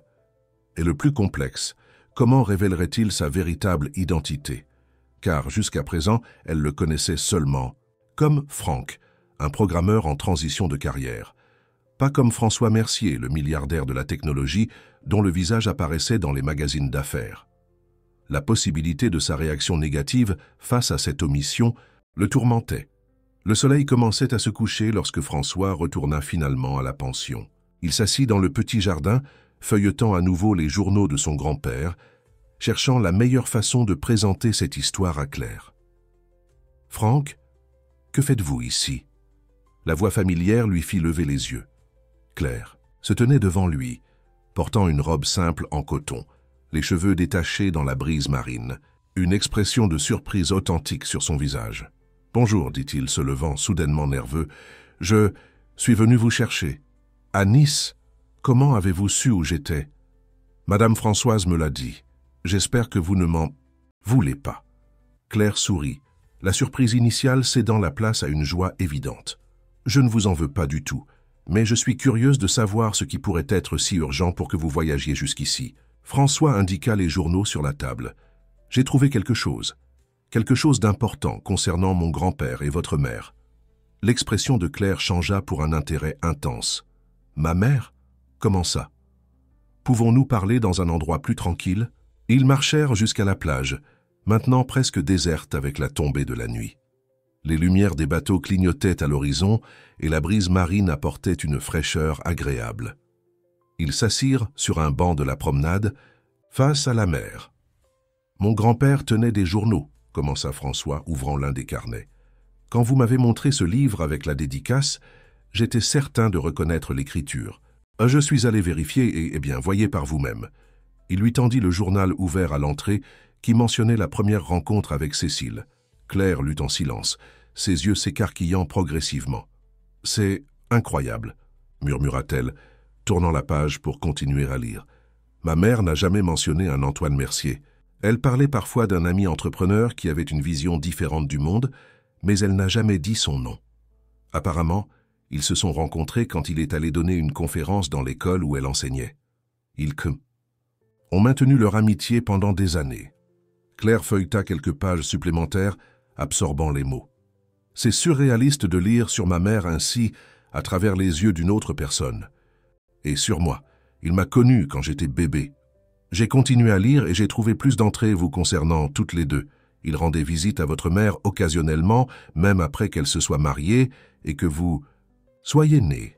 Apparemment, il avait une grande admiration pour elle. » Claire leva les yeux du journal, une ombre de compréhension passant sur son visage. Admiration ou quelque chose de plus? François hésita. Eh bien, dans les entrées ultérieures, il devient clair qu'il a développé des sentiments pour elle. Mais il a toujours respecté le fait qu'elle était engagée avec quelqu'un d'autre. Votre père? Oui, mon père, confirma Claire, avec un soupir. Il nous a quittés quand j'avais 6 ans. Il est parti avec une autre femme. Nous n'avons plus jamais eu de nouvelles. Elle fit une pause réfléchissant. C'est peut-être pour cela que ma mère n'a jamais parlé de votre grand-père. Ça devait être compliqué. Probablement, acquiesça François. Mais ce qui m'impressionne le plus, c'est comment mon grand-père parle de vous, même quand vous étiez enfant. Il y a une entrée de quand vous aviez 9 ans, parlant de vos plans pour changer le monde, pour construire une société plus juste. Claire sourit émue. J'étais une enfant assez idéologique, c'est vrai. Ma mère m'a toujours encouragé à penser au-delà de moi-même. Mon grand-père a écrit que vous aviez des vacances au doigt, tout comme votre mère. L'expression « favorite de ma mère » se souvint Claire, ses yeux brillants de larmes contenues. Elle disait toujours que certaines personnes ont le don de transformer des moments ordinaires en extraordinaires, comme si chaque toucher apportait la sensation de liberté des vacances. Mon grand-père utilisait exactement la même phrase. Maintenant je sais d'où il l'a tirée, de votre mère. Ils restèrent silencieux pendant quelques minutes, absorbant l'ampleur de cette connexion. Les vagues se brisaient doucement sur le sable, comme pour marquer le rythme de cette révélation. « Il y a autre chose », dit finalement François. « Dans la dernière entrée que j'ai trouvée à votre sujet, mon grand-père a écrit quelque chose qui semble presque prémonitoire. » Il ouvrit le journal à la page marquée et le tendit à Claire. Elle lut en silence, ses yeux parcourant les lignes jusqu'à arriver à la partie finale. Peut-être qu'un jour leurs chemins se croiseront. Ce serait une coïncidence extraordinaire, mais la vie est faite de ces choses. « Il parlait de nous deux », murmura Claire, levant les yeux vers François, comme si d'une certaine façon il savait que nous nous rencontrerions. « Je pense qu'il l'espérait, » dit François. « Il s'inquiétait que je perde de vue ce qui compte vraiment dans la vie. Et il avait raison, j'ai passé des années à construire un empire, à accumuler de l'argent, du pouvoir, du statut, mais en me sentant de plus en plus vide à l'intérieur. » Claire l'observait avec intensité, comme si elle essayait de voir au-delà de ses mots. Un empire. Le moment était venu. Il ne pouvait plus retarder la vérité. « Claire, je dois vous dire quelque chose à mon sujet, quelque chose que j'ai omis depuis que nous nous sommes rencontrés. » Elle attendit, son visage mêlant curiosité et appréhension. « Mon nom complet est François Mercier. Je suis le petit-fils d'Antoine Mercier, fondateur des Industries Mercier. Aujourd'hui, je suis PDG de Mercier Tech, l'une des plus grandes entreprises technologiques de France. » Le silence qui suivit fut assourdissant. Claire cligna plusieurs fois des yeux, comme si elle essayait de traiter l'information. « Mercier Tech. Quelle entreprise qui a développé ce système de paiement que tout le monde utilise, celle qui vaut... » « Des milliards, oui, » compléta François, mal à l'aise. « Ce n'est pas quelque chose que j'ai l'habitude de mentionner d'emblée. »« J'imagine ?» »« Bien, » dit Claire, avec une touche d'ironie dans sa voix. Elle se leva, faisant quelques pas jusqu'au bord de la promenade. « Pourquoi ne pas me l'avoir dit avant ? Au début, c'était simplement j'étais commode. J'essayais d'échapper à cette vie pendant un moment, d'expérimenter quelque chose de différent. Ensuite, plus je vous connaissais, plus j'avais peur de votre réaction. Vous avez toujours été si critique envers le système financier, l'accumulation de richesses. « Ce n'est pas l'argent en soi que je critique, François, » dit-elle, en soulignant son nom complet. « C'est ce que les gens font ou ne font pas avec. C'est l'inégalité, l'exploitation, le manque de but au-delà du profit. » Je sais. Et vous ? Avez raison. C'est exactement pour cela que j'ai quitté mon penthouse de l'avenue Montaigne et suis allé à Montmartre. J'étais fatigué de vivre dans un monde où chaque relation est médiée par l'intérêt, où chaque sourire a un prix. Claire se rassit, plus calme maintenant. Et pour cela, vous vous êtes déguisé en quoi ? Une personne ordinaire ? Pour voir comment vivent les mortels ? Il y avait une dureté dans sa voix que François n'avait jamais entendue auparavant. Ce n'était pas comme ça, se défendit-il. Ce n'était pas une expérience sociologique ou quelque chose pour me divertir. C'était une recherche authentique de quelqu'un qui oserait me toucher avec des vacances aux doigts. La phrase, si chargée de sens pour eux deux maintenant, flotta entre eux comme un pont. L'ironie, continua François, c'est que j'ai fini par trouver beaucoup plus que ce que j'espérais. J'ai trouvé une communauté, un but, une façon différente de vivre et de travailler. Et je vous ai trouvé. Et maintenant, l'expérience est terminée. Vous retournez à votre penthouse de l'avenue Montaigne et à vos réunions de conseil. La question le frappa comme un coup de poing. Ce n'est pas si simple. Ça ne l'est jamais pour les gens comme vous, répondit Claire avec un soupir fatigué. Vous avez toujours l'option de partir, de retourner au confort quand la réalité devient trop dure. Ce n'est pas juste, Claire. Vous ne savez pas. Comment est ma vie? Et vous ne savez pas comment est la nôtre. Comment c'est de vivre toujours sur la corde raide, toujours avec la peur qu'un problème de santé, un licenciement, une augmentation de loyer puisse détruire tout ce que nous avons construit. Ces mots le réduisirent au silence. Elle avait raison, bien sûr. Son aventure à Montmartre avait toujours eu un filet de sécurité que la plupart des gens n'auraient jamais. Vous avez raison, admit-il finalement. J'ai des privilèges que la majorité ne peut même pas imaginer. Et oui, je peux retourner à ma vie antérieure à tout moment. Mais cela ne signifie pas que ce que j'ai ressenti, ce que j'ai appris, ce que nous avons vécu ensemble soit moins réel. Claire l'observa pendant un long moment, comme si elle le voyait pour la première fois. « Que voulez-vous, François? Vraiment ?» La question le prit au dépourvu. Que voulait-il? Il voulait continuer à ressentir la liberté qu'il avait expérimentée ces dernières semaines. Il voulait continuer à travailler sur des projets qui impactaient positivement la vie des gens. Il voulait la communauté, le but, l'authenticité. Et il voulait Claire. Pas comme une expérience exotique ou une leçon de vie, mais comme une compagne, quelqu'un avec qui construire quelque chose de significatif. « Je veux concilier ces deux mondes », répondit-il finalement. « Utiliser les ressources que j'ai, argent, influence, connaissances techniques, pour amplifier le travail que vous faites déjà. Pas comme sauveur ou bienfaiteur, mais comme partenaire. Et je veux continuer à vous connaître, si vous me le permettez. » Claire absorba ces mots en silence, regardant l'océan comme si elle y cherchait des réponses. « Savez-vous quel est le problème, François? Je vous ai apprécié, Franck. J'ai apprécié le programmeur talentueux qui est apparu de nulle part, prêt à travailler pendant des heures sur des projets communautaires sans rien demander en retour. J'ai aimé votre humilité, votre curiosité, authentique, votre désir de connexion. Et maintenant, je ne sais pas si cette personne existe réellement, ou si c'était juste un rôle que vous avez joué. » Ces mots le touchèrent profondément, car ils abordaient sa plus grande crainte, que tout ce qu'il avait vécu ces dernières semaines soit d'une certaine façon moins authentique à cause de son omission. « Cette personne existe », affirma-t-il avec conviction. « Elle est plus réelle que le François Mercier, qui apparaît dans les magazines d'affaires, qui donne des interviews sur l'innovation technologique, qui fréquente des fêtes où personne ne se soucie vraiment de personne.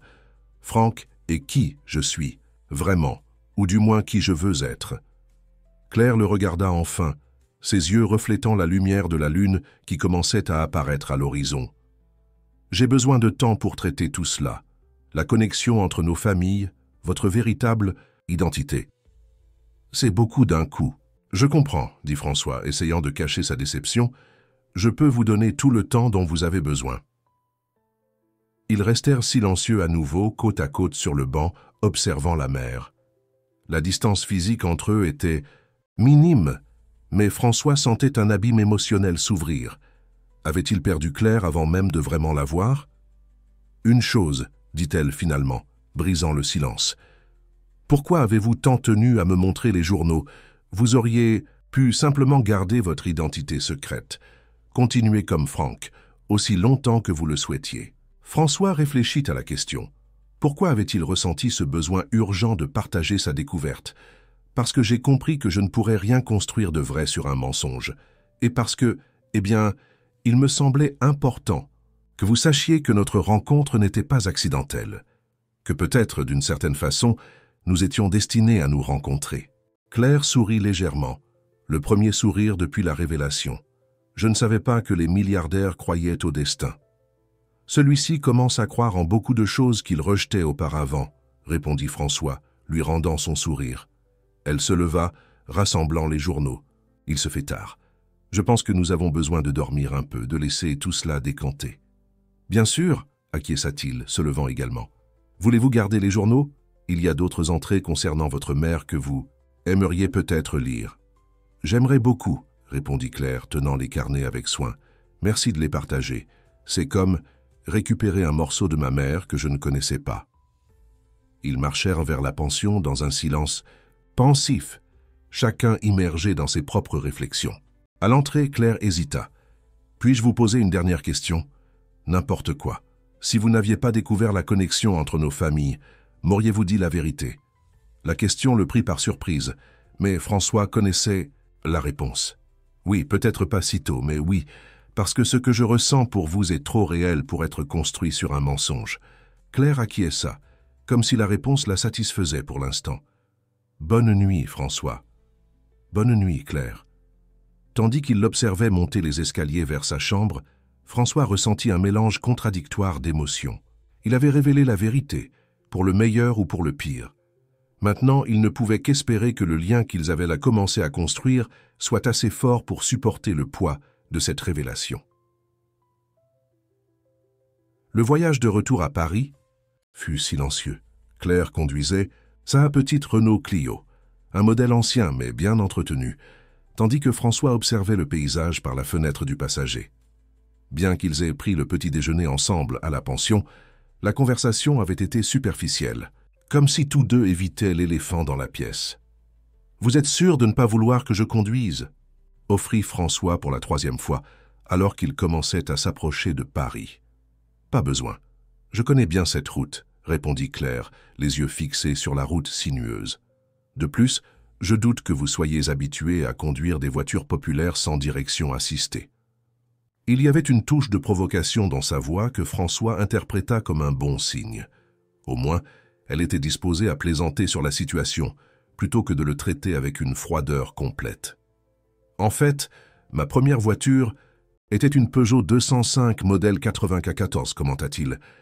Mon grand-père a insisté pour que je commence avec quelque chose de simple, pour apprendre la valeur des choses. » Claire lui lança un regard surpris. « Sérieusement, j'imaginais que vous aviez commencé avec une Ferrari. »« La Ferrari est venue après, » admit François, quand j'avais déjà oublié beaucoup de ce que mon grand-père avait essayé de m'enseigner.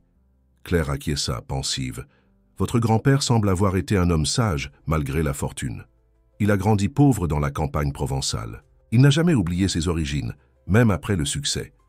Il habitait une maison simple à Montmartre, connaissait le nom de tous ses voisins, fréquentait le même café du coin pendant des décennies. Différent de vous ? » La question était directe mais pas hostile. François respira profondément avant de répondre. « Oui, très différent. Quand il est parti, j'avais 17 ans, plein de colère pour la perte de mes parents, déterminé à prouver ma valeur au monde. Je me suis plongé dans les affaires. J'ai étendu l'entreprise, transformé une chaîne de boutiques d'électronique en une corporation technologique internationale. Dans le processus, j'ai oublié beaucoup des leçons les plus importantes qu'il avait essayé de me transmettre. Comme lesquelles ? Comme celles que les connexions réelles valent plus que n'importe quelle fortune, que le vrai luxe ne réside pas dans les possessions, mais dans la capacité à toucher des vies et à être dit « touché en retour ». Claire resta silencieuse, digérant ses paroles tandis qu'elle manœuvrait la voiture. Le paysage était à couper le souffle, les champs verdoyants, les villages pittoresques, le ciel bleu ponctué de nuages blancs. « C'est une vue incroyable », commenta François, essayant de combler le silence. « Oui, c'est vrai, » acquiesça. « Claire, vous savez ce qui est triste. Beaucoup de personnes qui vivent à Paris depuis des décennies ne s'arrêtent jamais pour apprécier cela. Elles traversent la campagne en toute hâte, impatientes d'arriver à destination, sans réaliser que le voyage lui-même est spectaculaire. » François saisit la métaphore implicite. « Comme moi courant après plus d'argent, plus de pouvoir, plus de reconnaissance, sans m'arrêter pour apprécier le chemin. »« Exactement, » confirma Claire avec un petit sourire. « Au moins, vous commencez. » À comprendre. Le reste du voyage se déroula avec des conversations légères sur les paysages, des souvenirs d'enfance, des histoires sur le grand-père de François et la mère de Claire. C'était comme si tous deux avaient besoin de ce temps neutre, de cette zone de confort, avant d'affronter les questions plus profondes qui les attendaient. Quand ils arrivèrent à Montmartre, déjà en fin d'après-midi, Claire arrêta la voiture devant la pension de Madame Jeanne. « Merci pour le trajet, » dit François, sans faire mine de sortir immédiatement. « Et de ne pas m'avoir laissé à Nice. » Claire rit. « J'y ai pensé, je l'avoue, mais ça aurait été trop dramatique. »« Claire, » commença François, rassemblant son courage, « je pense que nous devons parler de ce qui se passe maintenant. »« Je suis d'accord, » dit-elle, éteignant le moteur. « Mais pas ici. Que diriez-vous de demain au centre culturel? Nous avons une réunion du réseau à 10 heures. Ce serait bien que vous y soyez. »« Bien sûr, j'y serai. » Claire hésita un moment, comme si elle voulait dire quelque chose de plus, mais elle se contenta de hocher la tête. « À demain, alors !» François observa la petite voiture s'éloigner, ressentant un mélange d'anxiété et d'espoir. Au moins, elle n'avait pas suggéré qu'il disparaisse de sa vie. C'était un début. Le lendemain matin, François arriva au centre culturel 1 heure avant la réunion. Il trouva Seb dans le jardin, arrosant les plantes. « Bonjour, jeune homme », salua le professeur retraité. « J'ai entendu dire que vous avez fait un voyage éclair à Nice. Les nouvelles circulent vite par ici. commenta François, aidant à tenir le tuyau d'arrosage tandis que Seb se déplaçait entre les parterres.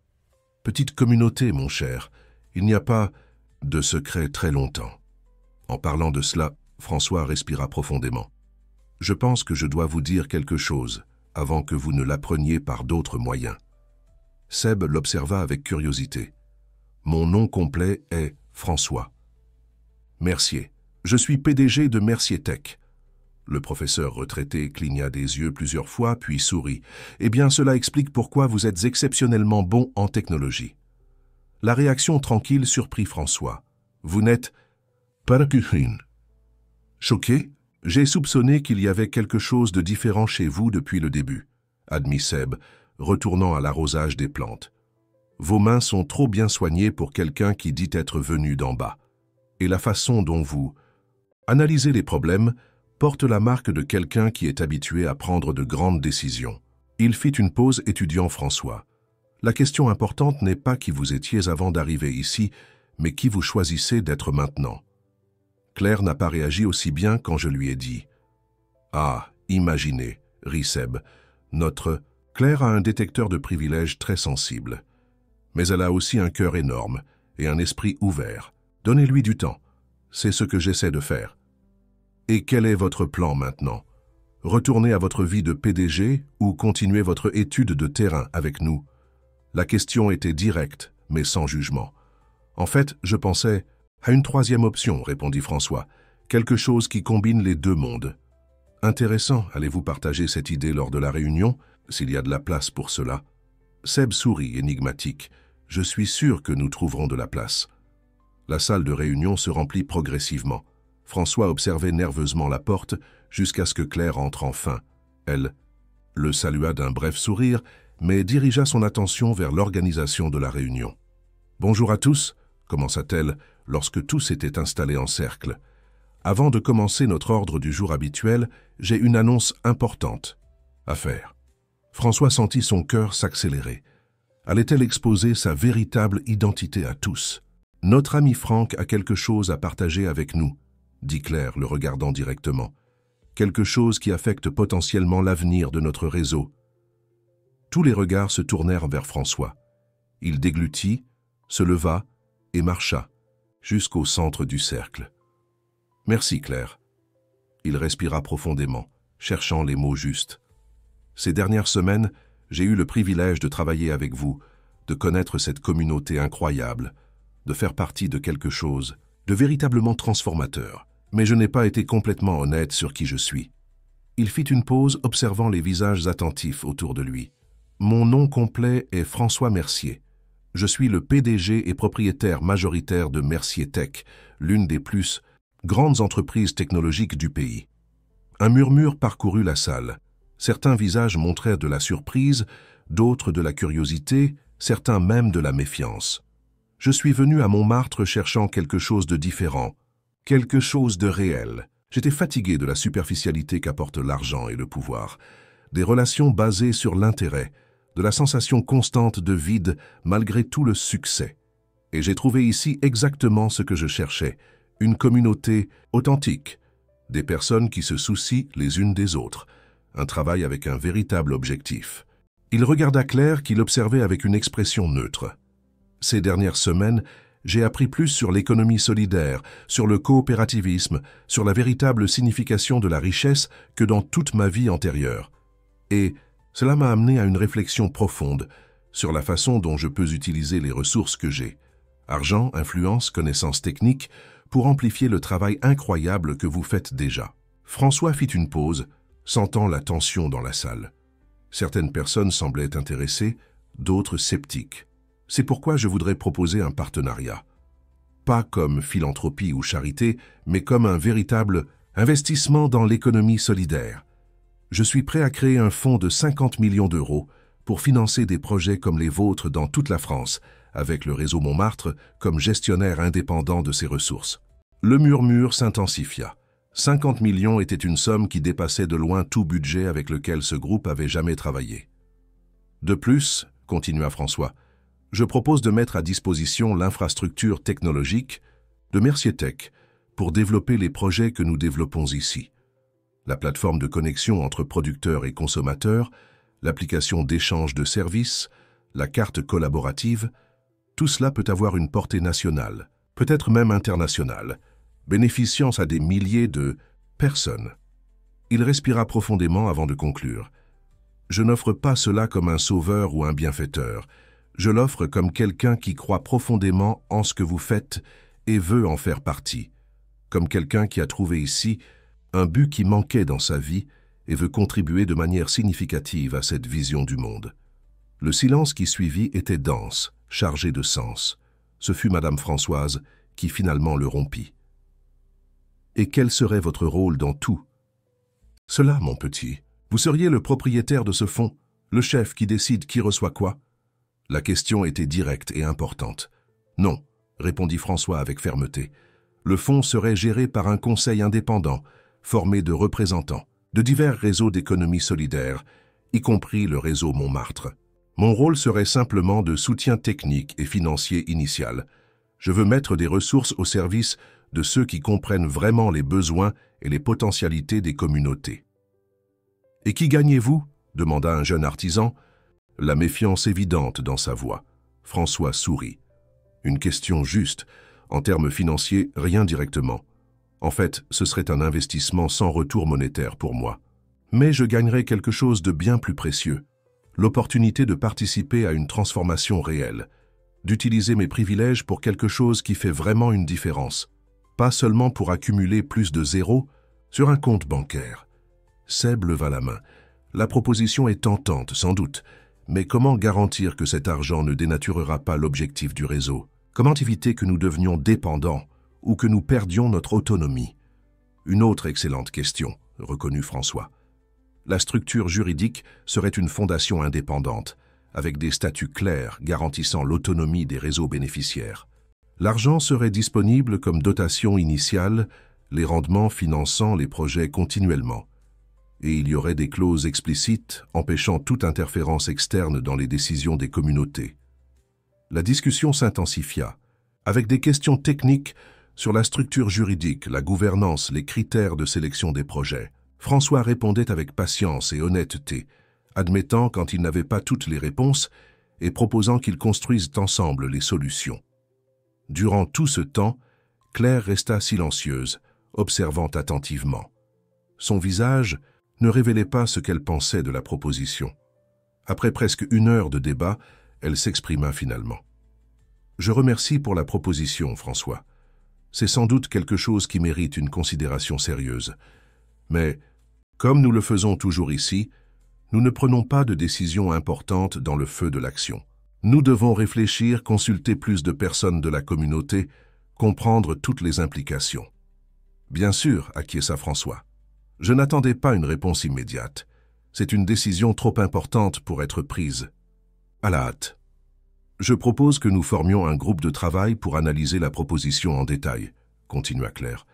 Et peut-être serait-il intéressant de visiter Mercier Tech, de connaître l'entreprise de l'intérieur, de comprendre comment fonctionnerait ce partenariat en pratique. La suggestion surprit François.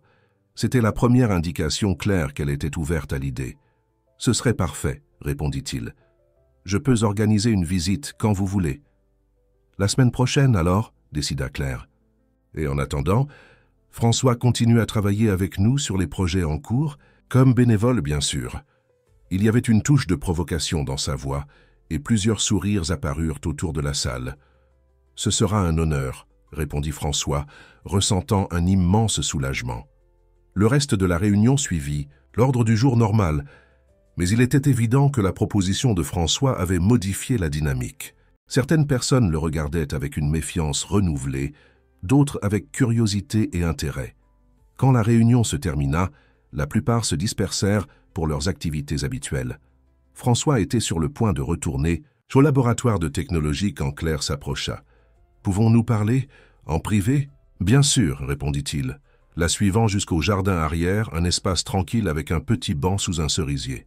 « Je dois admettre que vous m'avez surprise, » dit Claire quand ils s'assirent. « Je m'attendais à ce que vous retourniez à votre vie de PDG et fassiez peut-être un don généreux pour apaiser votre conscience. »« Ce n'est pas ce que je veux, » répondit François.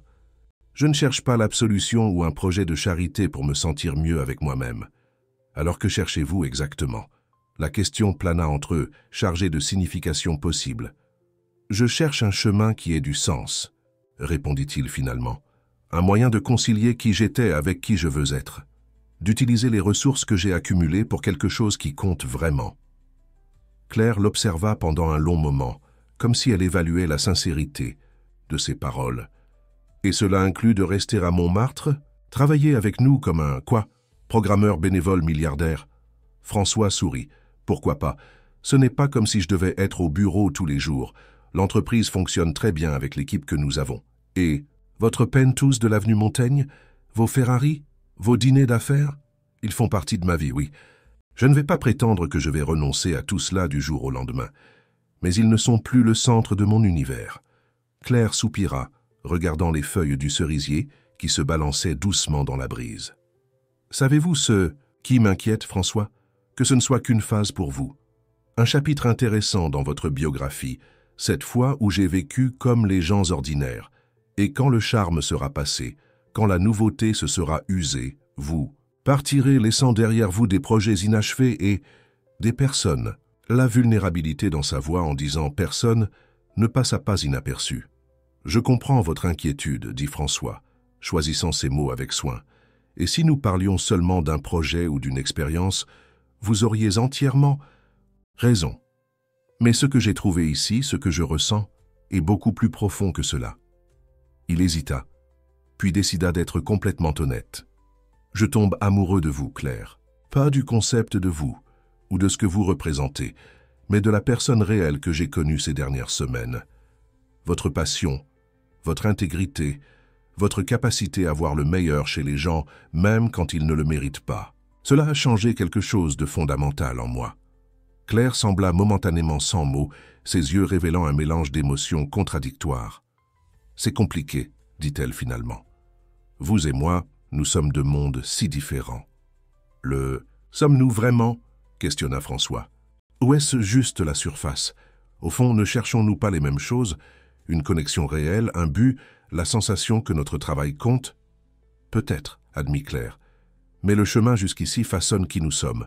Vos expériences, vos privilèges, vos choix font partie de vous, tout comme mes luttes et défis font partie de moi. Et si c'était exactement ce qui nous rend complémentaires? Vous m'apprenez à voir le monde à travers d'autres lentilles. J'offre des ressources et des possibilités qui peuvent amplifier votre impact. » Claire sourit, un sourire authentique pour la première fois depuis les révélations à Nice. Cela sonne étrangement comme une proposition d'affaires. C'est peut-être le seul langage que je connaisse pour exprimer des choses profondes, admit François, souriant aussi, mais j'apprends de nouveaux vocabulaires. Eh bien, monsieur le PDG, dit Claire, se levant. Voyons comment vous en sortez dans les prochains chapitres de cette histoire. La visite de votre entreprise la semaine prochaine sera révélatrice. J'attends cela avec impatience, répondit François, se levant également. Et pour nous, y a-t-il un « nous » à explorer? Claire l'étudia un moment, ses yeux reflétant une décision en cours. Il y a un potentiel, répondit-elle finalement. Un terrain à cultiver avec soin. Mais d'abord, nous devons voir si ce partenariat plus large est viable, si nos mondes peuvent vraiment se rencontrer sans que l'un n'engloutisse l'autre. Juste, acquiesça François, satisfait de l'honnêteté de la réponse. Un pas à la fois. Exactement, dit Claire. Maintenant, et si nous retournions au travail, cette plateforme ne va pas se programmer toute seule. Tandis qu'ils marchèrent de retour vers la maison, côte à côte, mais pas encore main dans la main, François ressentait une certitude croissante. Indépendamment du résultat, il avait trouvé quelque chose pour lequel il valait la peine de se battre, pas seulement Claire, mais une vision de la vie qui avait enfin du sens.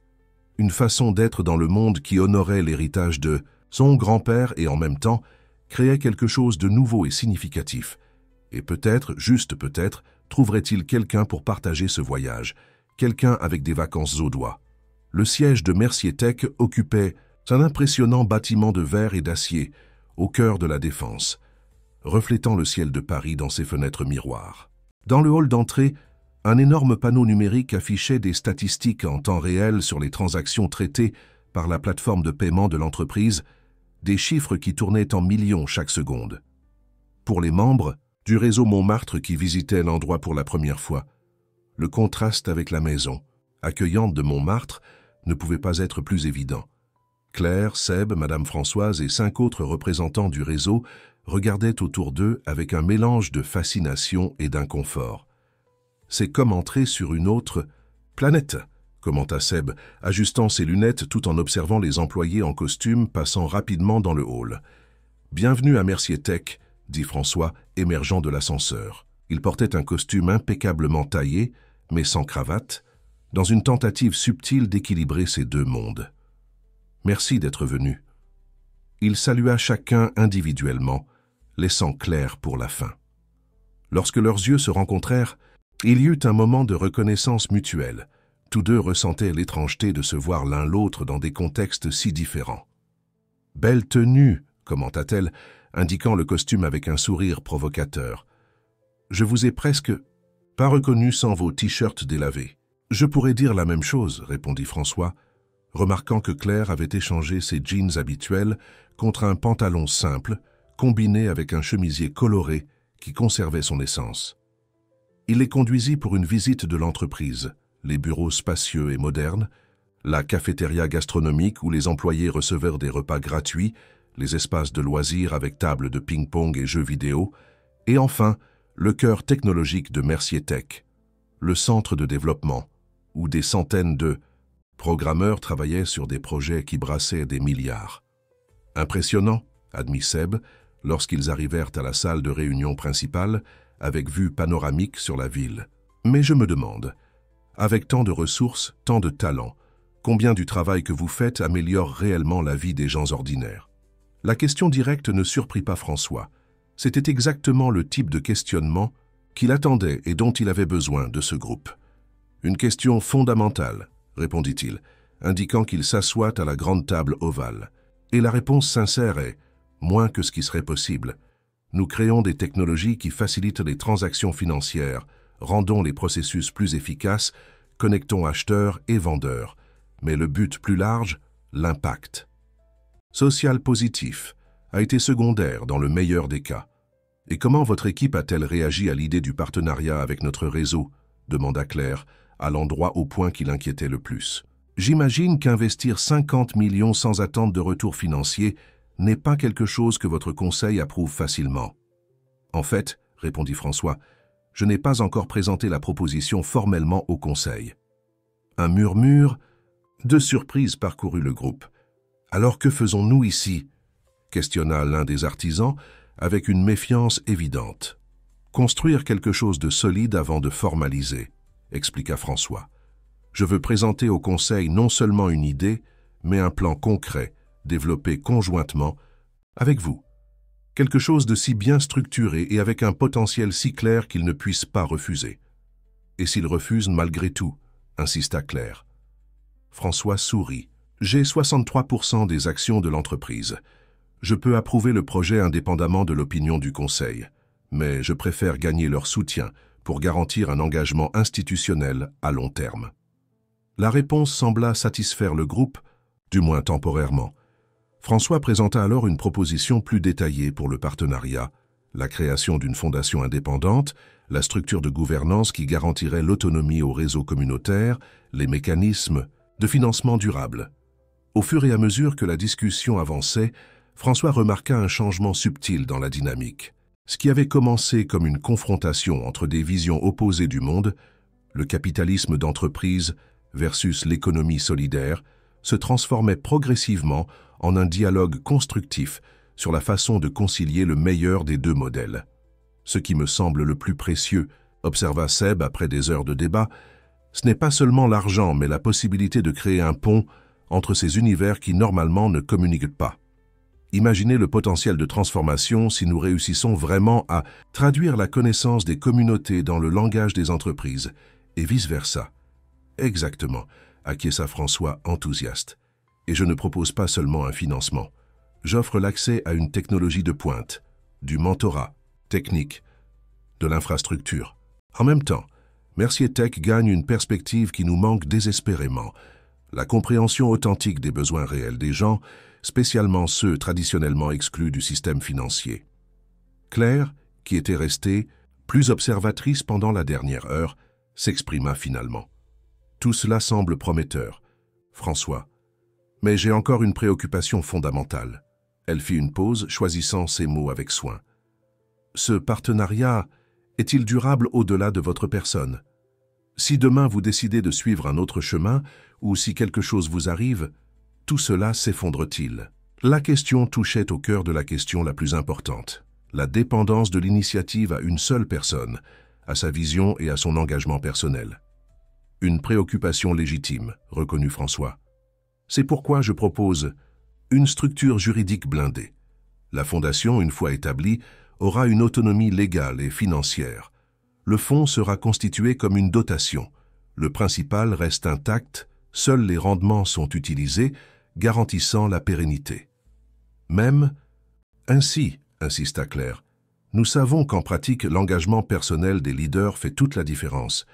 Nous devons savoir quel était votre véritable intérêt dans tout cela, François.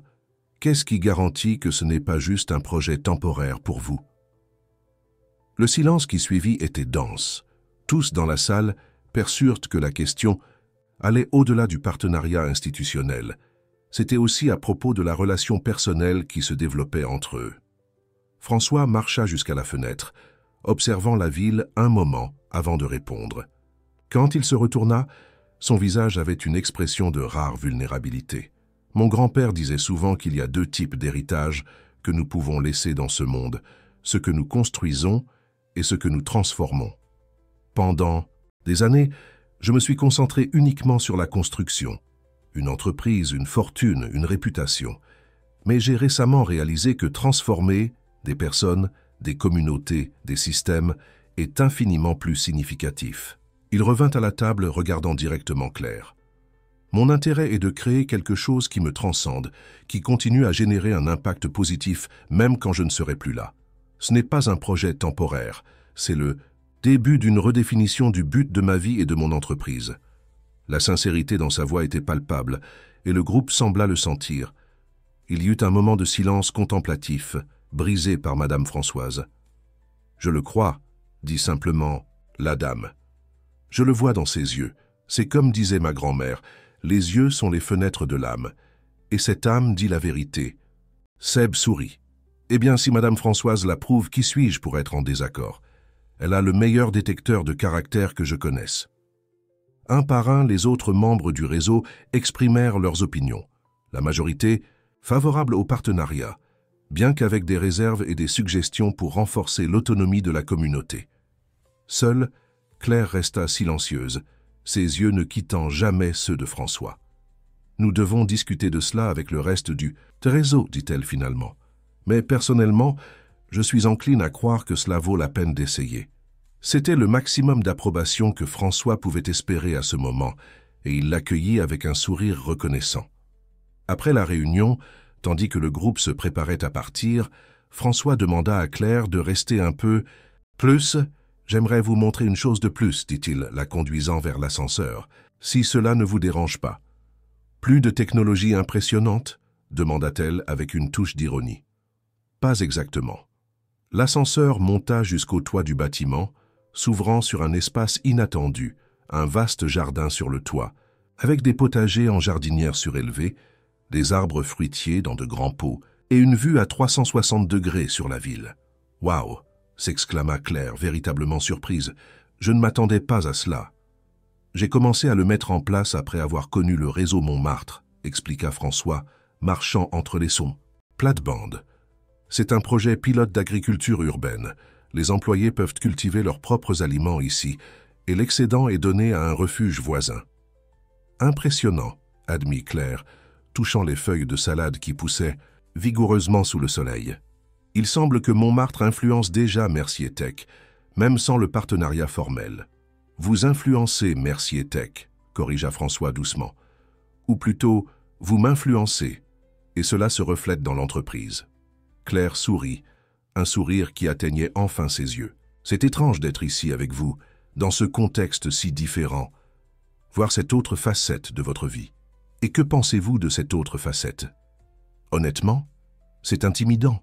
Tout ce pouvoir, cette influence, c'est un monde très éloigné du mien. Mais il n'a pas besoin de l'être, répondit François.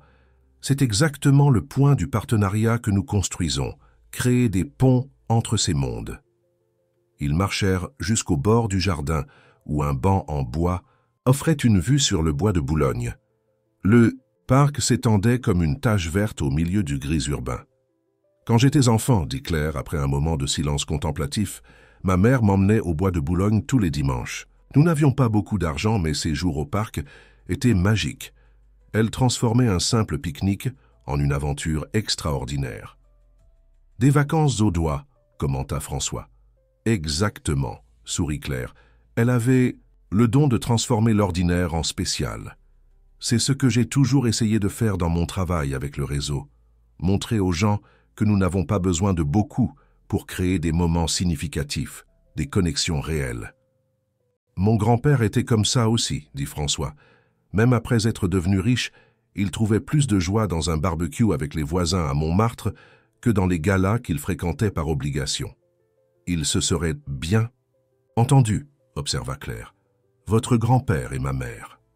D'après ce que j'ai lu dans les journaux, ils s'entendaient vraiment bien, répondit François. Peut-être plus que nous ne l'imaginons. Claire le regarda avec curiosité. Que voulez-vous dire?